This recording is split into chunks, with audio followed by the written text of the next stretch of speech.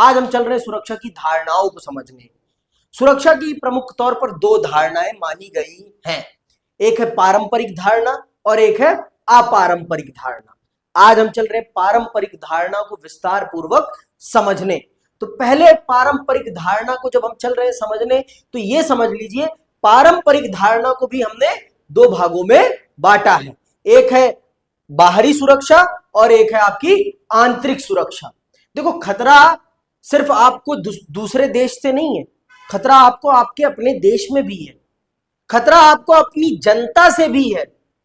ऐसा नहीं है कि खतरा आपको सिर्फ दूसरों से है या किसी और देश से है, खतरा कहीं से भी आ सकता है। और मैंने आपको बता ही दिया है, खतरा हम किसे मानेंगे?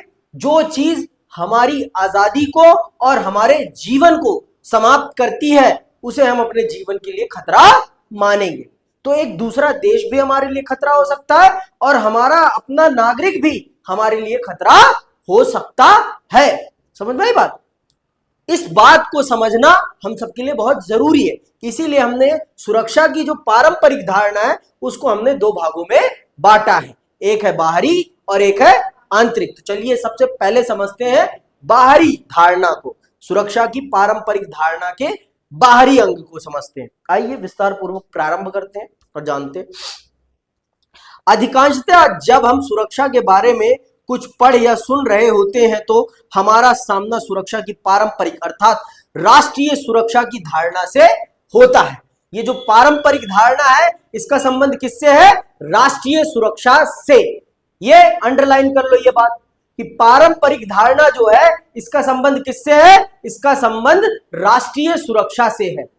राष्ट्रीय सुरक्षा, ये बात अपने दिमाग में बिठा लो कि इसका संबंध किससे है? राष्ट्रीय सुरक्षा से है। किसका? पारंपरिक धारणा का। ठीक है, आपको खतरा यहां पर आपकी सीमा के बाहर से आएगा। कहां से आएगा? आपकी सीमा के बाहर से, अर्थात आपको खतरा यहां पर दूसरे देशों से, आतंकी संगठनों से होगा।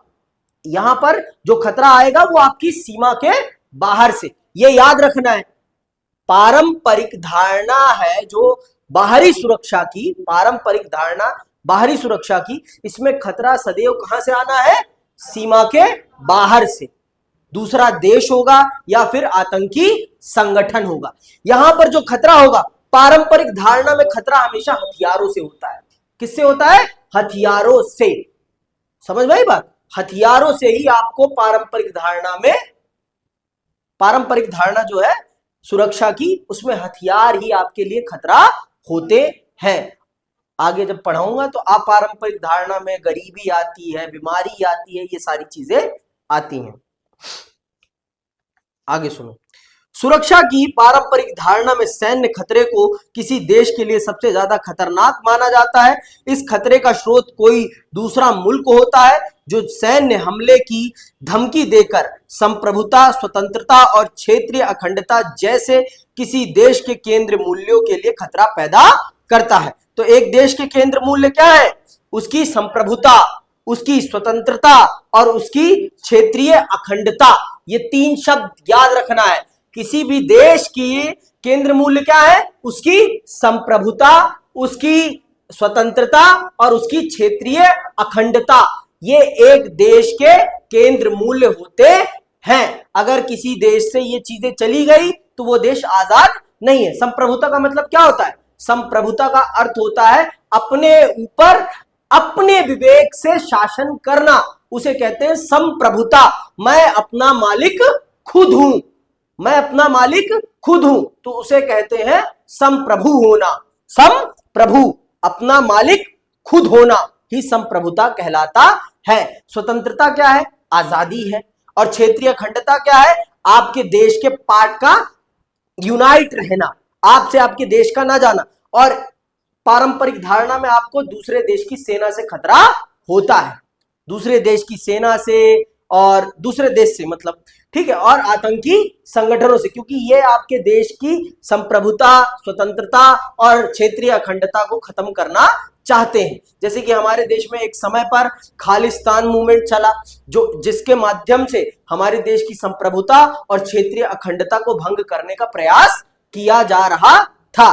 लेकिन स्वर्गीय श्री इंदिरा गांधी जी के कुशल नेतृत्व में उस समस्या का हमने समाधान बहुत ही वीरता पूर्वक किया और हमने उस समस्या का निदान करके अपने देश की क्षेत्रीय अखंडता को बचाए रखा और अपने देश की संप्रभुता को भी बचाए रखा। समझ में आई बात?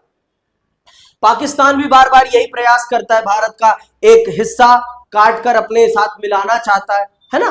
तो ये सारी चीजें हैं, ये खतरे आपके पारंपरिक धारणा के बाहरी सुरक्षा में आते हैं। जो खतरा आपकी सीमा के बाहर से आ रहा है वो सुरक्षा की पारंपरिक धारणा की बाहरी सुरक्षा का विषय माना जाता है। और ये सारे के सारे खतरे कैसे होंगे? हथियारों से संबंधित होंगे। ये बात याद रखना है कि जो पारंपरिक धारणा है ना सुरक्षा की, उसमें खतरा आपको किससे है? हथियारों से, वेपन्स से है। इसमें खतरा आपको वेपन से है, और सब टाइप का वेपन, चाहे वो केमिकल वेपन हो, चाहे वो बायोलॉजिकल वेपन हो। वेपन्स के भी बहुत सारे टाइप्स हैं, ये पता होना चाहिए आपको कि हर देश के पास बहुत सारे टाइप्स के वेपन्स हैं जिनका प्रयोग करके वो दुश्मन देश को या दूसरे विरोधी देश को समाप्त करने की कोशिश करता है। आगे सुनिए।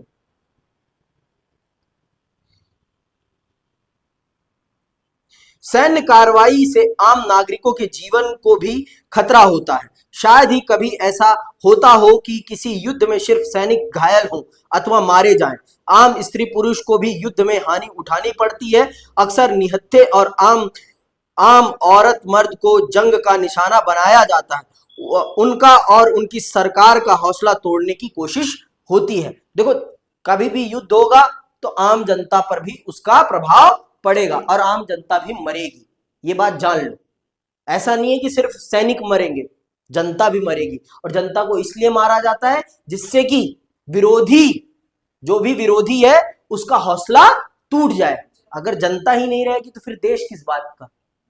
देश किसके लिए है? जनता के लिए। और जनता ही नहीं रही तो देश भी नहीं रहा। देश का अस्तित्व किससे है? देश के नागरिकों से है। और कोई भी जब हमला करेगा तो वो आपके नागरिकों को भी मारेगा। वो सिर्फ आपकी सेना से नहीं लड़ेगा, वो आपके नागरिकों पर भी वार करेगा, जिससे कि आपके देश का मनोबल टूटे और आप उनकी शर्तों को मानने के लिए मजबूर हो जाएं।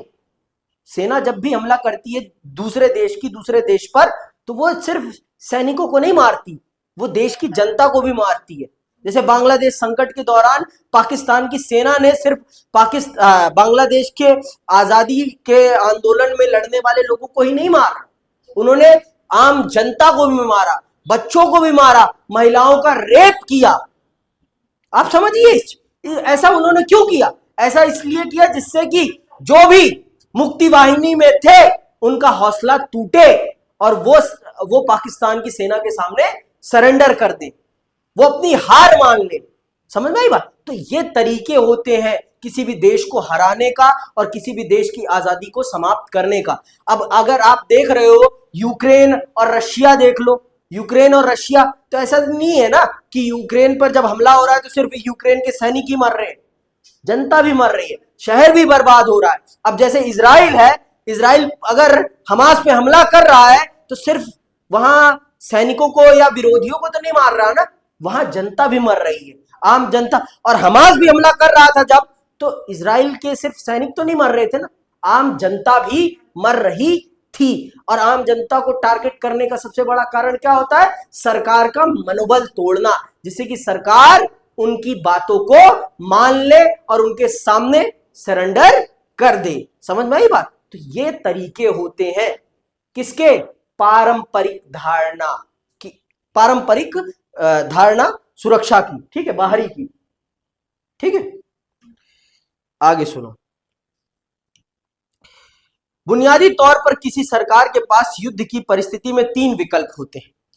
किसी भी सरकार के पास 3 विकल्प होते हैं युद्ध की परिस्थिति में। पहला विकल्प क्या है?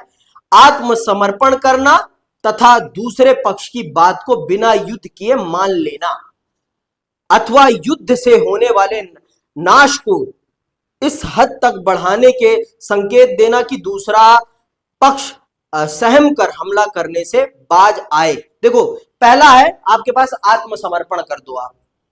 पहला तरीका क्या है कि आत्मसमर्पण कर दो और जो आप पर हमला करने वाला है उसकी सारी बातों को बिना किसी शर्त के मान लो, बिना किसी शर्त के मान लो। या फिर दूसरा तरीका क्या है? दूसरा तरीका है सामने वाले को कि ये डर पैदा कर दो उसके मन में कि अगर तू मुझसे टकराया तो बेटा मेरा तो कम, तेरा ज्यादा नुकसान होगा, मैं तो बर्बाद हुई, मैं तुझे भी बर्बाद कर दूंगा। जैसे पाकिस्तान, अब पाकिस्तान से लड़ने में हमारा ज्यादा नुकसान है, हमारा ज्यादा नुकसान है, वो बर्बाद मुल्क, उससे लड़ने का हमारा क्या फायदा मिलेगा? वो कुपोषण का शिकार देश, उससे लड़ेंगे तो हमें कुपोषण हो जाएगा। बीमार व्यक्ति से नहीं लड़ा जाता, बीमारों से दूर रहा जाता है। जितनी दूरी हो सके उतनी दूरी बनाई जाए, बेहतर रहता है। पाकिस्तान से लड़ना नहीं है अब हमें, क्योंकि वो बर्बाद है और उससे लड़ने जाएंगे तो हम भी बर्बाद हो जाएंगे। हमें उससे लड़ने की जरूरत नहीं है, वो अपने आप में ही मर जाएगा और खत्म हो जाएगा। जिसको एक बार रोग हो गया और गंभीर रोग, तो उस रोग से बच पाना बहुत ही मुश्किल है, बहुत ही मुश्किल है। या कुछ बहुत चमत्कारिक चीज हो जाए तो चीजें बदल जाए, और चमत्कार होने का मुझे आसार लगता नहीं है। ठीक है, जो चीन का हाथ पकड़ेगा उसका क्या होगा? बर्बादी उसके कदम चूमेगी ही चूमेगी, सफलता तो चूम नहीं सकती, बर्बादी ही चूमेगी। आपको चीन बर्बाद कर देगा। श्रीलंका गया, श्रीलंका को बर्बाद कर दिया। मालदीव्स गया, मालदीव को बर्बाद कर दिया। बांग्लादेश में घुस रहा है, बांग्लादेश को भी बर्बाद कर कर ही छोड़ेगा। चाइना जहां भी जाता है वो बर्बाद कर देता है। तो आप दूसरा तरीका अपना सकते हैं। किसी भी देश को इतना डरा दो, उसको इतना डरा दो कि भाई तू लड़ेगा मुझसे, तू भी नहीं बचने वाला, मैं भी तैयार हूं तेरे से लड़ने के लिए, आ जा मैदान में। तो सामने वाला भी सोच ले क्या मतलब है यार, क्यों लड़ा जाए? समझ में आई बात? अब जैसे यूक्रेन और रशिया है, यूक्रेन रशिया को डरा पाएगा? इसीलिए तो रशिया घुस के मार रहा है उसे। हमास इजराइल को डरा सकता है? औकात है? इसीलिए तो इजराइल दबा के ठोक रहा है, धाम धाम धाम धाम। आप बात समझिए, हमसे कोई लड़ने नहीं आएगा, हमसे चाइना नहीं लड़ सकता, क्योंकि उसे पता है कि हम कोई लंजू पंजू नहीं है। हमारा एक सैनिक चीन के 10 सैनिकों के बराबर है। हमारे एक सैनिक की कैपेबिलिटी चाइना के 10 सैनिकों की कैपेबिलिटी के बराबर है। हमारा एक सैनिक चाइना के 10 सैनिकों को ऐसे दबाकर अपने काख में दबा के ही मार देगा। और इसका उदाहरण चाइना 1962 के युद्ध में देख चुका है। समझ में आई बात? तो चाइना हमसे नहीं लड़ेगा, हमें इसीलिए पावर बैलेंस है, हमें डिस्प्यूट होते हैं लेकिन वो युद्ध का रूप नहीं ले सकते। बहुत ही मुश्किल है युद्ध का रूप लेना। और चाइना का हमसे लड़ना इतना आसान नहीं है। चाइना की सेना यहां बैठी है, आपको अपनी सेना लानी पड़ेगी। हमारी भी सेना यहां बैठी है, हमारे लिए इन एरियाज में लड़ना आसान है, आपके लिए नहीं लड़ना आसान है। आप पिद्दी पिद्दी हो, समझ में आई बात? पिद्दी पिद्दी हो, टेक्नोलॉजी भी भाई कितनी भी एडवांस टेक्नोलॉजी हो आपके पास, एट द एंड यूज तो इंसान को ही करना है ना। ये फोन कितना भी अच्छा हो लेकिन यूज पे डिपेंड करता है ना। कोई इससे कुछ और करता है, कोई इससे कुछ और करता है। टेक्नोलॉजी यूज करना भी तो आना चाहिए। आप कितने भी एडवांस हो, जो भी चीजें हैं वो इंसान के लिए ही हैं, और इंसान नहीं रहेगा तो फिर कोई टेक्नोलॉजी का महत्व नहीं है। तो दूसरा तरीका भी अपनाया जा सकता है दुश्मन को डराने के लिए। युद्ध से होने वाले नाश को इस हद तक बढ़ाने के संकेत देना कि दूसरा पक्ष सहम कर हमला करने से बाज आए या युद्ध ठन जाए तो अपनी रक्षा करना, ताकि हमलावर देश अपने मकसद में कामयाब ना हो सके और पीछे हट जाए, अथवा हमलावर को पराजित कर देना। युद्ध में कोई सरकार भले ही आत्मसमर्पण कर दे, लेकिन वह इसे अपने देश की नीति के रूप में कभी प्रचलित नहीं करना चाहेगी। इस कारण सुरक्षा नीति का संबंध युद्ध की आशंका को रोकने में होता है, जिसे अवरोध कहा जाता है, और युद्ध को सीमित करने अथवा उसको समाप्त करने से होता है, जिसे रक्षा कहा जाता है। तो आप कोशिश करते हो कि अवरोध का सिद्धांत काम कर जाए, दोनों देश ये मान जाए कि भाई क्या फायदा है लड़ने में, और कोई भी देश अपनी नीति में आत्मसमर्पण को कभी नहीं लिखेगा। पाकिस्तान के 71,000 सैनिकों ने भारत की सेना के सामने आत्मसमर्पण किया है, लेकिन पाकिस्तान कभी ये नहीं लिखता अपनी इतिहास में कि हमने भारत के सामने आत्मसमर्पण किया है, क्योंकि इससे जनता का मनोबल टूटता है, जनता का विश्वास कम होता है अपनी सेना पर। तो आपके पास युद्ध में सिर्फ 3 तरीके हैं, या आत्मसमर्पण कर दो, या फिर सामने वाले को इतना डरा दो कि वो लड़े ही ना आपसे, या फिर लड़ो और उसे उसके मंसूबों में कामयाब मत होने दो और अपने हाथ में विजय का झंडा लहराओ। ये 3 तरीके हैं आपके पास जिनके माध्यम से आप सामने वाले को पराजित कर सकते हैं। यही 3 तरीके हैं पारंपरिक धारणा में। यहां पर जितना भी खतरा आएगा वो कहां से आएगा? सीमा के बाहर से, अर्थात आपको खतरा एक दूसरे देश से है या फिर आतंकवादियों से, आपकी सीमा के अंदर से नहीं आता। कौन सा? सुरक्षा की पारंपरिक धारणा का बाहरी सुरक्षा वाला। पारंपरिक धारणा अर्थात बाहरी सुरक्षा में जो भी खतरा है वो कहां से आ रहा है? बाहर से। ठीक है, इतनी बात याद रखनी है आपको। ठीक, पारंपरिक सुरक्षा का एक तत्व और है, इसे शक्ति संतुलन कहते हैं। कोई देश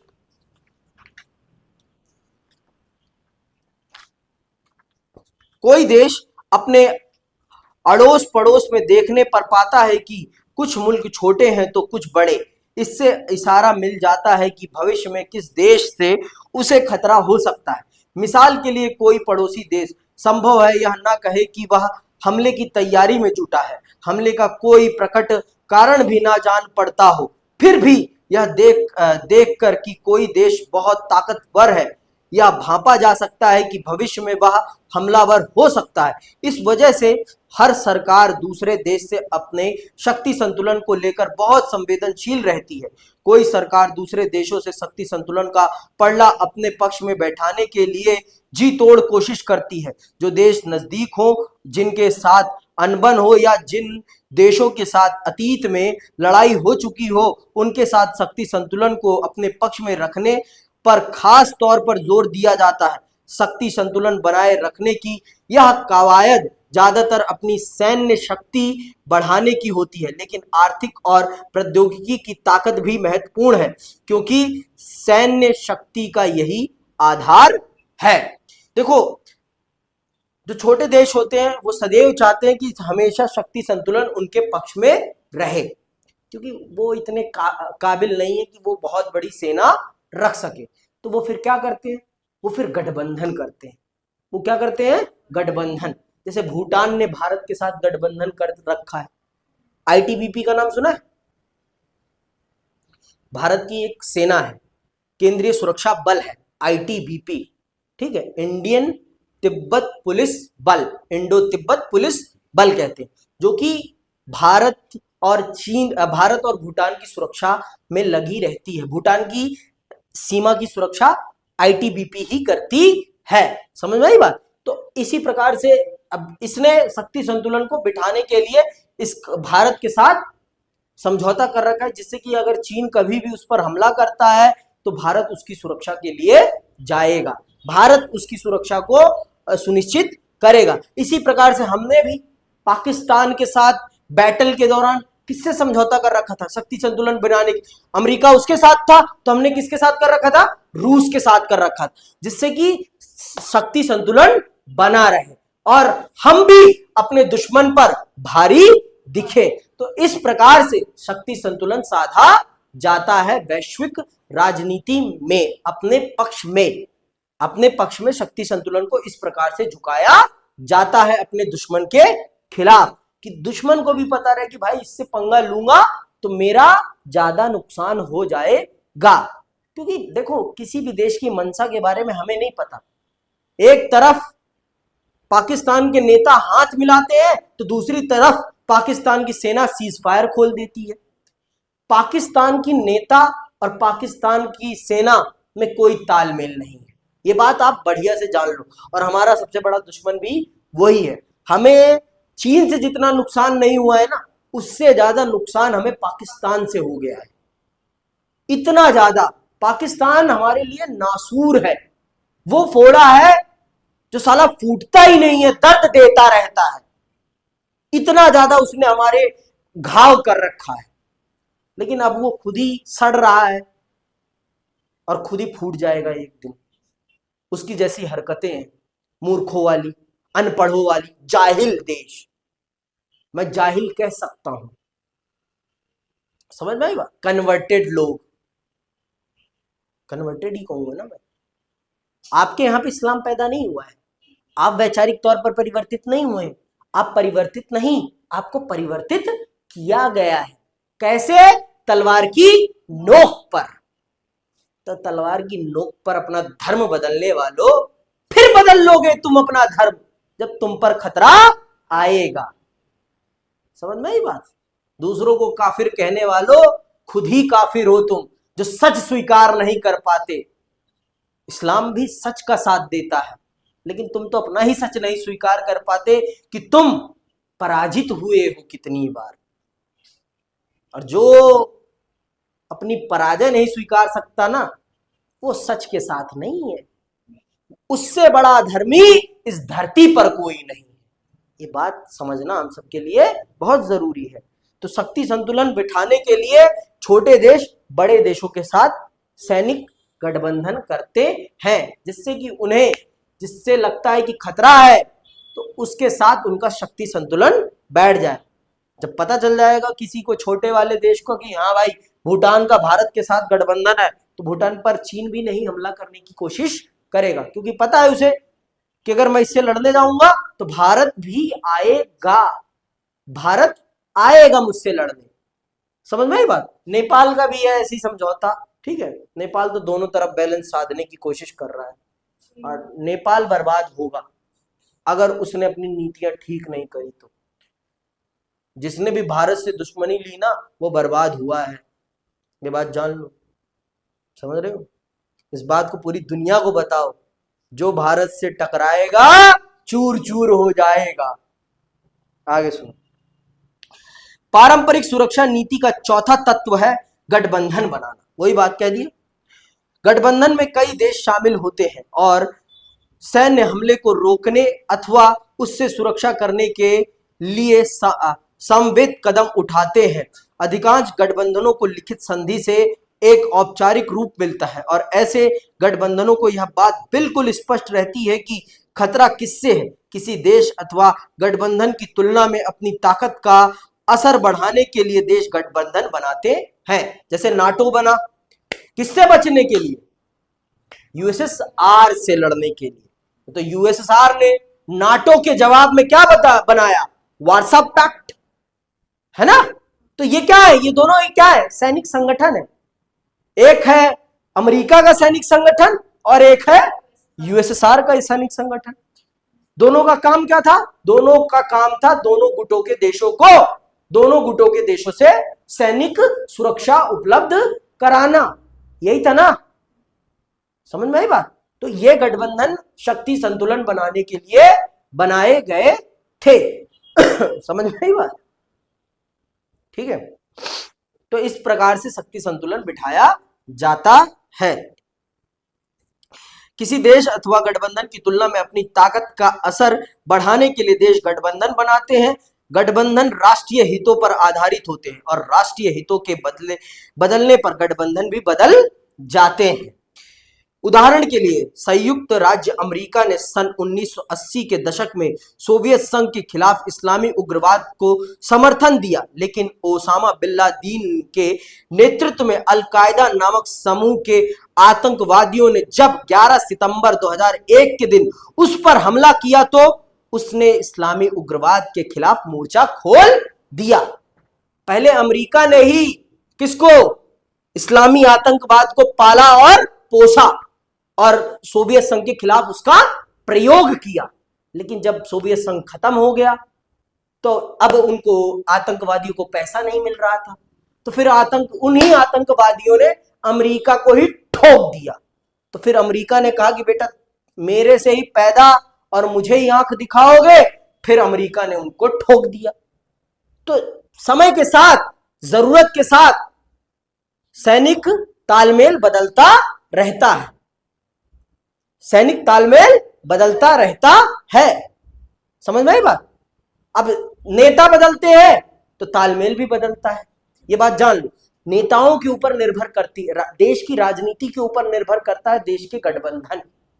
समझ में आई बात? अब जैसे भारत का है, भारत में जब कांग्रेस रहती है तो वो यूएसएसआर के ज्यादा ही फेवर में रहती है, और जब भाजपा आती है तो वो अमेरिका के फेवर में थोड़ी ज्यादा टिल्ट हो जाती है।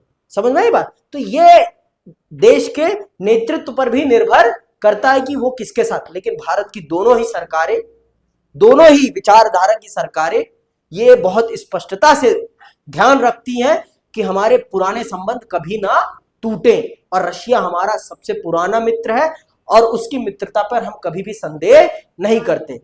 यह हमारे देश की दोनों सरकारों की बहुत बहुत अच्छी खूबी है, दोनों विचारधारा की सरकारों की ये बहुत अच्छी खूबी है कि वो अंतरराष्ट्रीय राजनीति में कभी भी अपनी विचारधारा थोपने की कोशिश नहीं करते, वो देश की हित को थोपते हैं। ये हमारी राजनीति की अच्छी बात है। हमारे नेता इतने अच्छे हैं कि देश से ऊपर वो अपनी विचारधारा को नहीं रखते, दोनों ही दलों के। इतना अच्छा है बस, और तो फिर देश में तो बढ़ते कटते रहते हैं, वो अलग बात है। इतना अच्छा है, ठीक है। तो जिसने पाला उसी ने ठोका, किसको? अलकायदा को, ठीक है। तो समय के साथ, परिस्थिति के साथ गठबंधन बदलते रहते हैं। सुरक्षा की पारंपरिक धारणा में माना जाता है कि किसी देश की सुरक्षा को ज्यादातर खतरा उसकी सीमा के बाहर से होता है। आ गई ना बात? सुरक्षा की पारंपरिक धारणा में माना जाता है कि किसी देश की सुरक्षा को ज्यादातर खतरा उसकी सीमा के बाहर से होता है। इसकी वजह से अंतरराष्ट्रीय व्यवस्था इस निर्मम मैदान में ऐसी कोई केंद्रीय ताकत नहीं जो देशों के व्यवहार बर्ताव पर अंकुश रखने में सक्षम हो। किसी देश के भीतर हिंसा के खतरों से निपटने के लिए एक जानी पहचानी व्यवस्था होती है, इसे सरकार कहते हैं। लेकिन विश्व राजनीति में ऐसी कोई केंद्रीय सत्ता नहीं जो सबके ऊपर हो। यह सोचने का लालच हो सकता है कि संयुक्त राष्ट्र संघ ऐसी सत्ता है, सोचो ही, उसकी कोई औकात नहीं है। अंतरराष्ट्रीय राजनीति में कोई भी ऐसी ताकत नहीं है जो अंतरराष्ट्रीय स्तर पर होने वाले विवादों को निपटा सके या होने वाले युद्धों को रोक सके। आप देख लो, दो अभी बड़े स्तर पर दो युद्ध हो रहे हैं। क्या कर रहा है ये? क्या कर रहा है ये? इसीलिए तो मैं इसे क्या कहता हूं? बिना जड़ का पेड़। इसे इसीलिए तो इस पदवी से मैंने सुशोभित किया है कि संयुक्त राष्ट्र संघ क्या है? बिना जड़ का पेड़ है। इसकी इस धरती पर सिर्फ उतनी औकात है जितनी हम इसे देते हैं, उससे ज्यादा इसकी कोई हैसियत और औकात नहीं है। समझ में आई बात? अथवा ऐसा बन सकता है। बहरहाल फिलहाल अपनी बनावट के अनुरूप संयुक्त राष्ट्र संघ अपने सदस्य देशों का दास है और इसके सदस्य देश जितनी सत्ता इसको सौंपते और स्वीकारते हैं उतनी ही सत्ता इसे हासिल होती है। अंततः विश्व राजनीति में हर देश को अपनी सुरक्षा की जिम्मेदारी खुद उठानी होती है। कह दिया ना, किताब ने ही कह दिया, मेरे को कहने की जरूरत नहीं है। संयुक्त राष्ट्र संघ क्या है? अपने देशों का दास है। और अब दास क्या होता है? दास दास ही होता है। मालिक जो कहेगा नौकर वो ही करेगा। समझ में आई बात? ये बात जान लो। अब आते हैं पारंपरिक धारणा, आंतरिक सुरक्षा। यहां भी खतरा हथियारों से रहेगा। खतरा यहां भी हथियारों से। पारंपरिक धारणा का मतलब ही है कि खतरा आपको हथियारों से है। वहां आपको सीमा के बाहर से खतरा आ रहा था, अब आपको जो खतरा आएगा वो आपकी सीमा के अंदर ही आएगा। आपकी सीमा के अंदर से ही आएगा। अलगाववादी आंदोलन, जैसे ये क्या था, जैसे मैंने आपको पंजाब का उदाहरण दिया, क्या खालिस्तान आंदोलन, ये आपके देश के अंदर ही था, है ना। जैसे आपके इन राज्यों में अलगाववादी आंदोलन चले, इन इन राज्यों में उग्रवादी आंदोलन चले।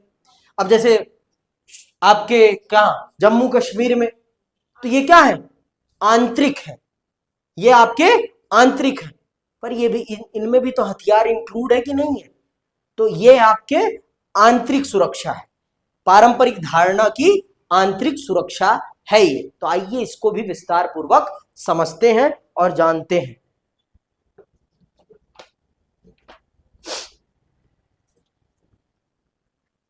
पारंपरिक धारणा, आंतरिक सुरक्षा। इतनी बातों को पढ़ने के बाद आपके जहन में यह सवाल जरूर कौंधा होगा कि क्या सुरक्षा आंतरिक शांति और कानून व्यवस्था पर निर्भर नहीं करती? जी बहुत करती है, वही सबसे बड़ी चीज है। अरे भाई, जब तक आप अंदर से नहीं ठीक रहोगे, बाहर वाले आपको आराम से लात घूसा मारकर चले जाएंगे।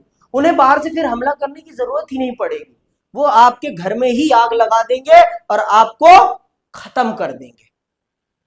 फिर उन्हें अपने हथियार उठाने की जरूरत नहीं है, आपके देश में हथियार उठाने वालों को ही उन्हें उकसाने की जरूरत होगी। समझ में आई बात? वो आपके देश में ही फिर फूट डालेंगे, उन्हें अपनी सेना को सीमा पर भेजने की जरूरत नहीं पड़ेगी। वो आपके देश के ही अलगाववादी लोगों को भड़काएंगे और आपके देश को तोड़ने का काम करेंगे, जैसे पाकिस्तान करता है जम्मू कश्मीर में, और यहां पर भी खालिस्तान आंदोलन में भी वो बड़ी भूमिका निभा रहा था, और पूर्वोत्तर के राज्यों में भी बहुत बड़ी भूमिका निभा रहा था भारत को तोड़ने में। चीन भी इसमें इंक्लूड था, म्यांमार भी इसमें इंक्लूड था। समझ में आई बात? तो इस तरह से ये लोग इंक्लूड होकर भारत को तोड़ने की कोशिश कर रहे थे। यहां म्यांमार की सेना तो नहीं आ रही थी ना, यहां पर भारत की ही जनता भारत को तोड़ने का काम कर रही थी।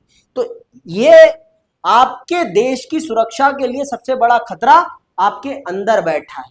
सबसे पहले आपको अंदरूनी तौर पर सुरक्षित होना पड़ेगा, तब जाकर आप बाहरी खतरों का आसानी से सामना कर लेंगे। अगर आपकी इंटरनल बॉडी सही नहीं है तो आप दूसरों से कैसे लड़ पाओगे? दूसरों के सामने आप खड़े भी नहीं हो पाओगे ना बच्चे। अगर आपको दूसरों से लड़ना है तो इंटरनली मजबूत होना बहुत जरूरी है।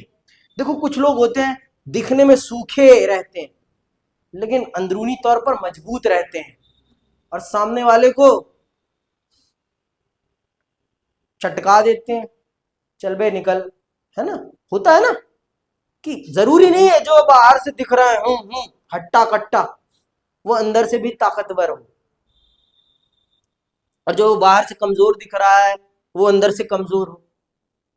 कभी कभी इसका उल्टा भी होता है। तो आपको दोनों बैलेंस करना है। एक देश के तौर पर आपको अंदरूनी तौर पर भी मजबूत होना है और आपको बाहरी तौर पर भी मजबूत दिखना है, जिससे कि दुश्मन आप पर हमला ना करे। समझ में आई बात? अमेरिका के सामने कोई टिक पाता है? क्यों? क्योंकि अमेरिका अंदरूनी तौर पर भी मजबूत है और बाहरी तौर पे तो विशाल दिखता ही है। बाहरी तौर पे तो विशाल दिखता ही है। अब आप बॉडी आपने दे दनादन बना ली है, लेकिन कभी लड़ाई हो जाए, भैया छोड़ दो प्लीज, भैया छोड़ दो, क्या फायदा उसकी बॉडी का? उस बॉडी का फायदा क्या जब आपके अंदर जिगरा ही नहीं है? तो जिगरा भी तो रखो ना। जिगरा कहां से आता है? इंटरनली आता है। तो वही चीज कि देश का भी जिगरा कहां से आएगा? देश की शांति से आएगा, सौहार्द से आएगा, भाईचारे से आएगा। देश अगर अंदरूनी तौर पर मजबूत रहेगा तो देश बाहर के हर खतरे से निपट सकता है, हर खतरे से। अगर आज यूक्रेन रशिया के सामने डट के खड़ा है तो क्यों खड़ा हो पा रहा है? क्योंकि उसकी जनता में एकजुटता है, राष्ट्र प्रेम है, और इसीलिए वो डट कर रशिया का सामना कर रहा है। समझ में आई बात? इस बात को समझिए आप कि इंटरनली मजबूत होना कितना जरूरी है, कितना करेज है यूक्रेन की जनता में कि वो खड़ी है डटकर इतनी बड़ी विशालकाय सेना के सामने। अरे रशिया की सेना बहुत बड़ी है भाई, ताकत के मामले में बहुत बड़ी है। अमेरिका की सेना को भी पानी पिलाने का दम रखती है रशिया की सेना। समझ में आई बात? दुनिया में किसी की सेना, अमेरिका की सेना के सामने कोई सेना टिक सकती है तो वो रशिया की सेना है। समझ में आई बात? तो बात को समझिए आप। फिर भी उनके सामने डटकर यूक्रेन की सेना खड़ी है, तो ये करेज देखिए, ये करेज कैसे आ रहा है? देश की अंदरूनी ताकत से आ रहा है। देश की जनता के अंदर एकता है, सौहार्द है, भाईचारा है, उसके कारण से वो अपनी सेना को बूस्ट कर रहे हैं। लड़ो तुम, हम हैं पीछे खड़े, है ना? तो ये चीज आपके देश में भी तब आ पाएगी जब आप इंटरनली मजबूत होंगे। अब कुत्ते की तरह आप आपस में ही लड़ रहे हो तो दूसरे से कहां लड़ पाओगे? दूसरे को फिर आपको मारने के लिए खुद नहीं आना पड़ेगा, वो आपको ही लड़ाकर खत्म कर देगा। लो लड़ो, दोनों खत्म हो जाओ। और लड़ाई तो भाई दोनों के हाथ पांव टूटेंगे ही, या एक मरेगा या दोनों के हाथ पांव टूटेंगे। लड़ाई तो लड़ाई है, लड़ाई में एक को तो नुकसान होना ही होना है, एक जेल जाएगा ही जाएगा। समझ में आई बात?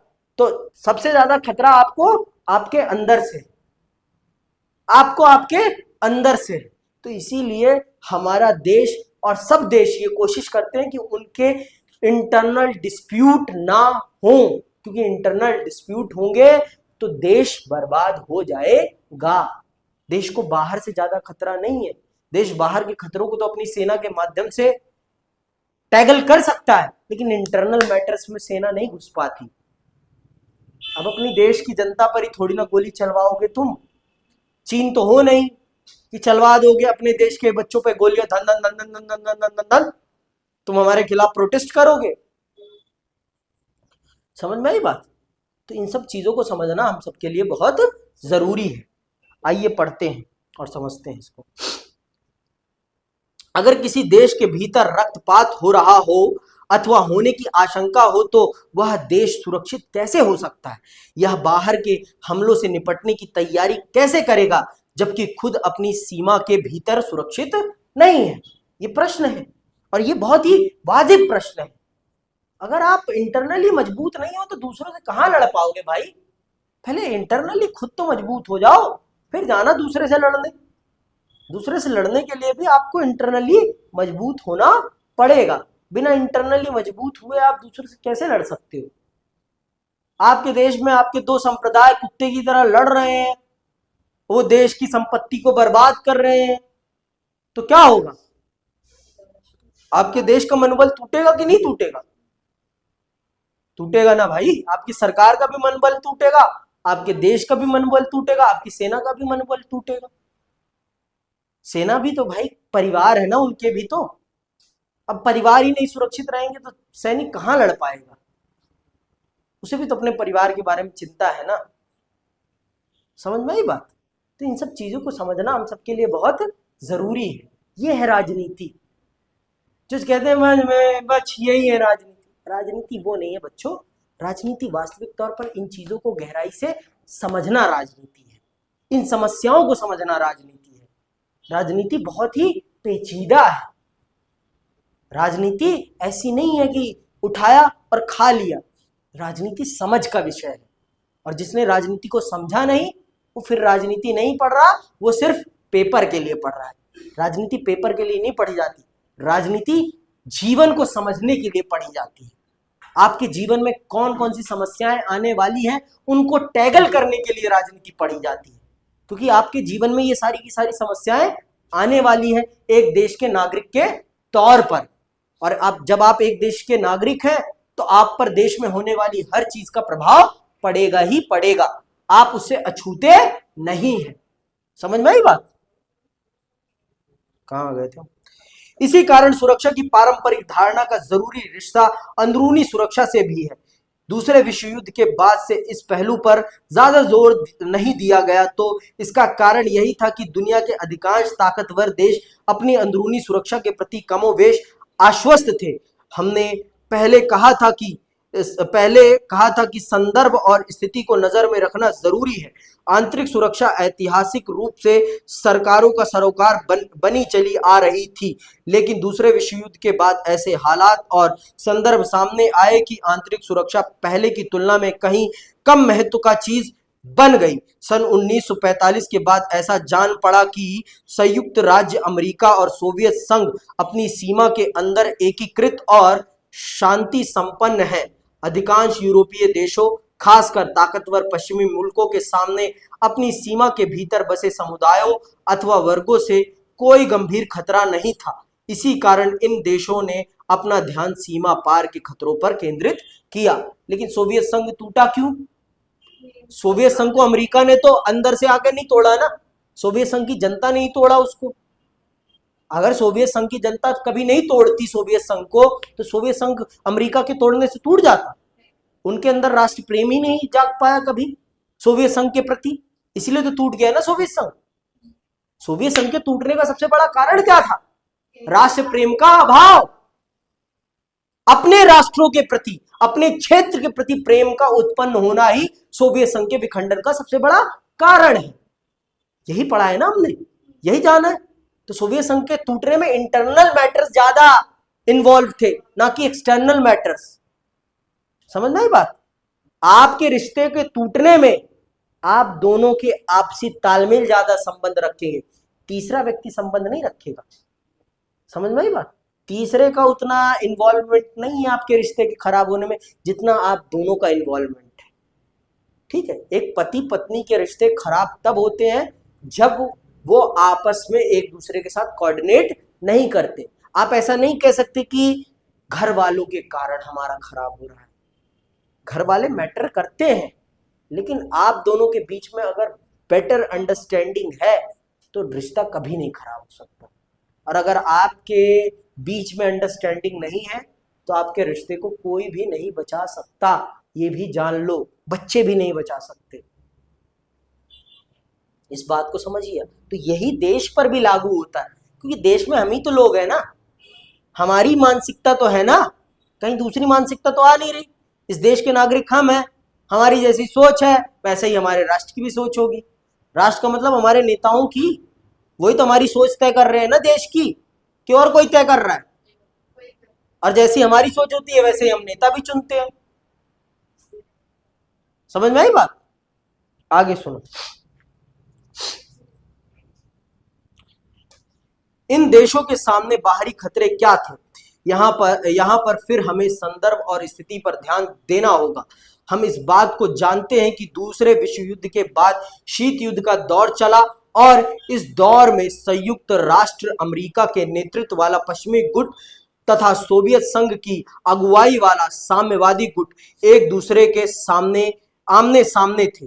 सबसे बड़ी बात यह कि दोनों गुटों को अपने ऊपर एक दूसरे से सैन्य हमले का भय था। इसके अतिरिक्त कुछ यूरोपीय देशों को अपने उपनिवेशों में उपनिवेशीकृत जनता से खून खराबे की चिंता सता रही थी। अब ये लोग आजादी चाहते थे। इस सिलसिले में हम याद करें कि 1950 के दशक में फ्रांस को वियतनाम अथवा सन 1950 और 1960 के दशक में ब्रिटेन को केन्या में जूझना पड़ा। समझ में आई बात? तो इनको बाहरी डिस्प्यूट था, इन पश्चिमी देशों को इंटरनल डिस्प्यूट नहीं था ज्यादा, इनको एक्सटर्नल डिस्प्यूट ज्यादा था, क्योंकि इन्होंने कुकर्म ज्यादा बाहर कर रखे थे, अपनी जनता पे इन्होंने कुकर्म नहीं किए थे। समझ में आई बात? और यही चीज देखो, हम देखिए इसमें हम शीत युद्ध के बारे में कितना पढ़ रहे हैं, लेकिन हमारी सरकार ने उस चैप्टर को ही कहा है बाय बाय शीत युद्ध, तुम नहीं पढ़ाए जाओगे इस देश के बच्चों को, तुम्हें अनभिज्ञ किया जाता है शीत युद्ध से। सीबीएसई से पूछो इस बात को कि माननीय सीबीएसई महोदय, आपने हमारे साथ ऐसा क्यों किया? आपने हमें उस महत्वपूर्ण जड़ से अनभिज्ञ क्यों रखा जो इस पूरी किताब की आधारशिला है? क्यों हमें अनभिज्ञ रखा? आप तो जानते हैं, लेकिन इस देश के कितने बच्चों के साथ सीबीएसई ने अनफेयरनेस किया है, उनके ज्ञान को कितना अल्प किया है। आप देखिए, हमारे देश की सरकार ही हमारे देश के बच्चों के ज्ञान से खेल रही है, और हमारे देश के बच्चे ताथैया ओ कर रहे हैं कि हमारा तो सिलेबस कम हो गया। सिलेबस बेटा कम नहीं हुआ है, आपके ज्ञान को ही कम कर दिया गया है। इस बात को समझिए आप। आगे आइए, ठीक है। उपनिवेशों ने 1940 के दशक के उत्तरार्ध से आजाद होना शुरू किया और उनके सुरक्षा सरोकार अक्सर यूरोपीय ताकतों के सामने समान ही थे। कुछ 9 स्वतंत्र देश यूरोपीय ताकतों के समान शीत युद्धकालीन गुटों में एक के सदस्य बन गए। ऐसे में इन देशों को जोर पकड़ते शीत युद्ध की चिंता करनी थी और दूसरे खेमे में जाने वाले अपने पड़ोसी देश अथवा दूसरे गुट के नेता से दुश्मनी ठाननी थी या अमेरिका अथवा सोवियत के किसी साथी देश से वैर मोलना था। दूसरे विश्व युद्ध के बाद जितने युद्ध हुए उसमें एक तिहाई युद्धों के लिए शीत युद्ध जिम्मेदार रहा। दुनिया में दूसरे विश्व युद्ध के बाद जितने भी युद्ध हुए उन सभी युद्धों के लिए, ज्यादातर युद्धों के लिए शीत युद्ध जिम्मेदार रहा। लेकिन आपको तो शीत युद्ध पढ़ाया ही नहीं गया है। सीबीएसई प्रश्न कैसे देगी फिर शीत युद्ध से संबंधित? कैसे दे सकते हो आप? आपने सिलेबस में तो पढ़ाया ही नहीं है। और अगर दे दे तो सुप्रीम कोर्ट चले जाना, अर्जी डाल देना कि आपने जब पढ़ाया ही नहीं है, चैप्टर सिलेबस से हटा दिया है, तो शीत युद्ध से संबंधित आप प्रश्न कैसे पूछ सकते हैं? पढ़ा तो नहीं रहे ना आप, तो आप पूछेंगे कैसे? आपने सिलेबस से क्यों हटाया? सरकार को खुश करने के लिए, नेहरू को योगदान को हटाने के लिए कि नेहरू ने इस देश के लिए कुछ नहीं किया, यह बताने के लिए इस देश के बच्चों को कि नेहरू ने बस इस देश को बेचा है, यह बताने के लिए। नेहरू ने जो किया है इस देश के लिए वो कोई नहीं कर सकता, कोई भी नहीं कर सकता। जिन परिस्थितियों में नेहरू ने इस देश की सत्ता को संभाला है, उस परिस्थिति में इस देश को चलाना अंगारों पे बैठने के समान था, अंगारों पे बैठने के समान। समझ में आई बात? आज के नेता नेहरू को गाली देते हैं, उनकी औकात नहीं है नेहरू के समान खड़े होने की। अगर उस समय ये होते ना, इनकी औकात नहीं थी नेहरू जी के पांव तक पकड़ने की। इतना कह रहा हूं मैं। नेहरू नेहरू है, सरदार पटेल है। वो इस देश के भगवान है, कर्ता धर्ता है, वो इस देश के निर्माता है इस देश के। और भगवानों को चोर नेताओं के समान खड़ा नहीं किया जाता। आज के नेता चोर हैं, चोर। समझ में आई बात? बहुत जिम्मेदारी से मैं कह रहा हूं कि भारत के वर्तमान समय के 90% नेता स्वार्थी और चोर हैं। वो अपने गिरेबान में झांक ले और खुद उनको पता चल जाएगा इस बात का। कहां तक आ गए? तो इनमें से अधिकांश युद्ध तीसरी दुनिया में हुए। जिस तरह विदा होती औपनिवेशिक ताकतों को उपनिवेशों में खून खराबे का भय सता रहा था, उसी तरह आजादी के लिए कुछ उपनिवेशित मुल्कों को डर था कि उनके यूरोपीय औपनिवेशिक शासक कहीं उन पर हमला न बोल दे। ऐसे में उन मुल्कों को एक साम्राज्यवादी युद्ध से अपनी रक्षा के लिए तैयारी करनी पड़ी। समझ में आई बात? शीत युद्ध ने दुनिया के सुरक्षा के पैमाने ही बदल दिए थे। देश अंदरूनी सुरक्षा से कम जूझ रहे थे, देश बाहरी सुरक्षा से ज्यादा जूझ रहे थे कि मेरा पड़ोसी उसके खेमे में चला गया तो ये तो मेरा दुश्मन अल्टीमेटली बन गया, अल्टीमेटली बन गया। समझ में आई बात? हमारे भी पाकिस्तान के दुश्मन बनने में सबसे बड़ा कारण है ब्रिटेन और अमेरिका। ब्रिटेन और अमेरिका सबसे बड़ा कारण है पाकिस्तान हमारा दुश्मन बना। उसको दुश्मन बनाने का काम इन्होंने किया है हमारा। समझ में आई बात? मुसलमानों के मन में भारतीयों के प्रति जहर बोने का काम इन्होंने किया। एशिया अफ्रीका के 9 स्वतंत्र देशों के सामने खड़ी सुरक्षा की चुनौतियां यूरोपीय देशों के मुकाबले 2 मायनों में विशिष्ट थी। एक तो इन देशों को अपने पड़ोसी देश से सैन्य हमले की आशंका थी, दूसरे इन्हें अंदरूनी सैन्य संघर्षों की भी चिंता करनी थी। शीत युद्ध ने इनके सामने 2 स्तरों पर चुनौतियां खड़ी कर दी थी। किनके लिए? 9 स्वतंत्र देशों के लिए। दूसरा पड़ोसी से, पहला पड़ोसी से और दूसरा इंटरनल डिस्प्यूट, आंतरिक खतरे भी थे। भारत बना तो भारत के सामने कितनी समस्याएं थी हम और आप नहीं जानते। आज के बच्चों को नेहरू को गाली देने में बहुत मजा आता है, लेकिन अगर उन समस्याओं को समझ लेना इस देश का, जो साइंस पढ़ा बच्चा है, तो पता चल जाए औकात उनको अपनी। नेहरू को गाली देने से पहले इस देश की राजनीतिक इतिहास को समझिए आप। नेहरू को गाली मत दीजिए, अपने आप को गाली दीजिए कि हम किस प्रवृत्ति, किस मानसिकता के लोग थे, किस मानसिकता के लोग थे हम। किसने बढ़ाया था इस देश में जातिवाद को? पूछे इस देश की जनता? क्यों नहीं पूछती? जातीय भेदभाव क्यों पैदा किया गया था? और जातीय भेदभाव से भारत को निकालने में कितनी समस्याओं का सामना करना पड़ा है। आज भी तो जूझ रहे हैं हम उससे, कि नहीं जूझ रहे हैं? बताइए, क्या जातीय संघर्ष देश की अंदरूनी सुरक्षा के लिए खतरा है कि नहीं है? सबसे बड़ा खतरा है। आपका ही समाज बटा पड़ा है, आपके समाज में ही भेदभाव है। फिर धार्मिक संघर्ष, फिर भाषाई संघर्ष, कितने संघर्षों से उस व्यक्ति ने निकाला है इस देश को, शेप अप किया है इस देश को। समझिए ना, आज की जितनी टेक्नोलॉजी उस टाइम पर थी, इतने आसानी से लोगों को कनेक्ट किया जा सकता था, जितना आज माननीय प्रधानमंत्री जी एक जगह बैठकर पूरे भारत को अपनी बात सुना देते हैं। इतनी टेक्नोलॉजी थी उस टाइम, इतनी शिक्षा थी उस टाइम, तो कैसे नेहरू को गाली दे देते हो? फिर किस मुंह से गाली देते हो उस व्यक्ति को? गाली औकात है तुम्हारी? उनके समकक्ष खड़े होने की भी औकात नहीं है तुम्हारी, और तुम गाली देते हो उसको। बात को समझिए, थोड़ा सा सोचिए। मैं ये नहीं कहता कि नेहरू के आप पिछलग्गू बन जाइए, लेकिन नेहरू को पढ़िए, नेहरू को समझिए। आप समझ में आई बात? भगत सिंह साहब भी उनको बहुत आदर सत्कार से मिलते, बात करते थे दोनों। भगत सिंह साहब, साहब उनके नाम के आगे ऐसे तो नहीं जुड़ गया है ना? बहुत बलिदान दिए इस देश को बनाने वाले लोगों ने। कृपया इस देश की एकता और अखंडता को मत तोड़िए।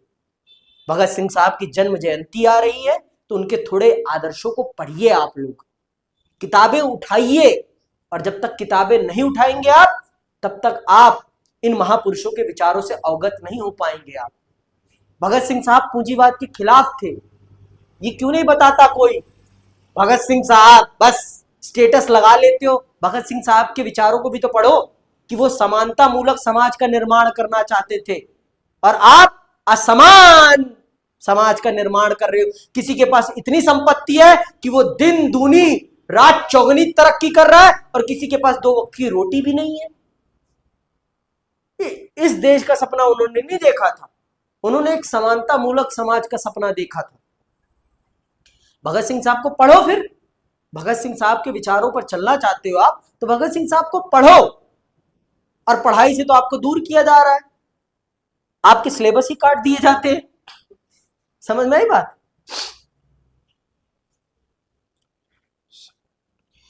इन देशों को सीमा पार से खतरा तो था ही, खासकर पड़ोसी देशों से, साथ ही भीतर से भी खतरे की आशंका थी। अनेक नवस्वतंत्र देश संयुक्त राज्य अमेरिका या सोवियत संघ अथवा औपनिवेशिक ताकतों से कहीं ज्यादा अपने पड़ोसी देशों से आशंकित थे। इनके बीच सीमा रेखा और भूक्षेत्र अथवा आबादी पर नियंत्रण को लेकर या एक एक करके सभी सवालों पर झगड़े थे। अलग राष्ट्र बनाने पर तुले अंदर के अलगाववादी आंदोलन से भी इन देशों को खतरा था। कोई पड़ोसी मुल्क ऐसे अलगाववादी आंदोलन को हवा दे अथवा उसकी सहायता करे तो 2 पड़ोसी देशों के बीच तनाव की स्थिति बनती थी। 95% विश्व के शस्त्र संघर्षों में 95% अब आंतरिक युद्ध के अंतर्गत हैं। सन 1946 से 1991 के बीच गृह युद्धों की संख्या में दुगनी वृद्धि हुई थी, जो पिछले 200 वर्षों में सबसे लंबी छलांग है। इस तरह पड़ोसी देशों से युद्ध और आंतरिक संघर्ष 9 स्वतंत्र देशों के सामने सुरक्षा की सबसे बड़ी चुनौती थे।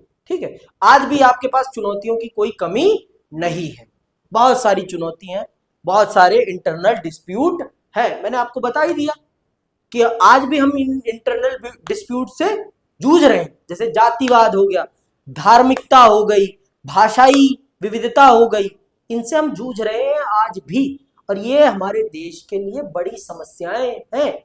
हमें नहीं लगता कि ये समस्याएं हैं, लेकिन इनसे बड़ी समस्या कोई और नहीं है। ये बात भी आप समझिए। इन इन चीजों से निपटना और इन चीजों को समाप्त करना बहुत जरूरी है हम सबके लिए। और इसी के साथ आज की क्लास यही समाप्त करते हैं। अगली क्लास में हम पढ़ेंगे पारंपरिक धारणा के तरीकों के बारे में, कैसे हम पारंपरिक धारणा की सुरक्षा से अपनी सुरक्षा कर सकते हैं। जय हिंद, जय भारत।